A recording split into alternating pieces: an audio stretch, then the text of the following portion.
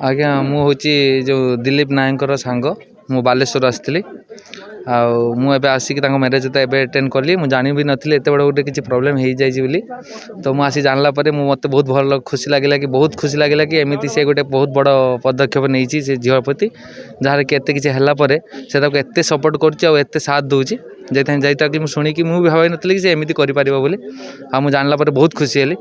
मुझे चाहूँगी जब मोर सेमती समथिंग सेमती किसी है तो मुझे सेमती पदक्षेप नापी एमती तो मुझे नॉर्मल बाहर अटेंड करे आज गोटे फास्ट टाइम एमती बाहर अटेंड कर कि माने कही भी होनी कि मुझे एक्साइटमेंट अच्छी